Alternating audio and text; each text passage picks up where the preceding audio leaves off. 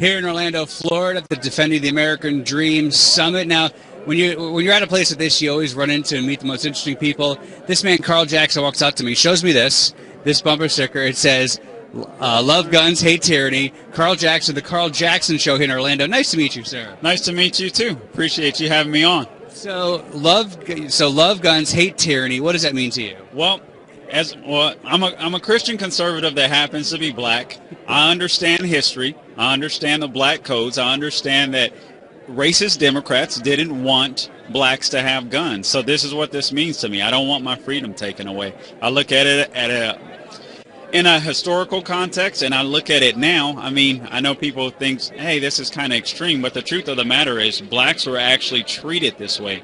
Blacks weren't allowed to read. They weren't allowed to own guns.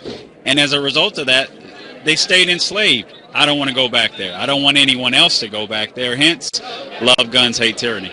Okay, so recently we had the March on Washington where President Clinton said it's easier to get an assault weapon than to vote. I saw an article the other day, black faith leaders to get together to discuss gun control. Obviously, that's anathema to how you feel. What should black faith leaders be doing when it comes to guns? First off, when it comes to guns, that's a good question. Honestly, blacks have to teach true history. We have to learn our true history. How many blacks know that the first civil rights legislation was passed in 1866? The second civil rights legislation was passed in 1871. We have to know our history. We have to educate our people. And I really feel like it's that simple. Once you understand the history of the gun, once you understand the history of the Second Amendment, how crucial it is to maintaining and sustaining freedom, I don't see how anyone in their right minds can be against law-abiding citizens owning guns. So, Carl, we're told the stereotypical NRA member is an old, boring white guy and older, and the NRA membership is dying. You're obviously the very opposite of that. What do you see? Do you have fellow African Americans who are into guns, into the NRA? Do you convert people over? Talk about your experiences. Yeah, actually, my brother Darrell is the one that got me into guns, and I actually started reading the history of guns. I started reading the history of the NRA, and for people that say the NRA is about a bunch of racist old white men, they might want to find out the history of the NRA and how the NRA actually helped and wanted to help slaves and blacks own weaponry so they could defend themselves.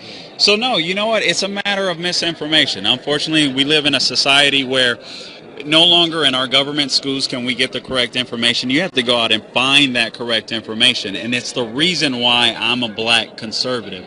I feel as though blacks have no business voting Democrat, and I say that not because I hate the Democrat Party, but I hate what they've done to my people.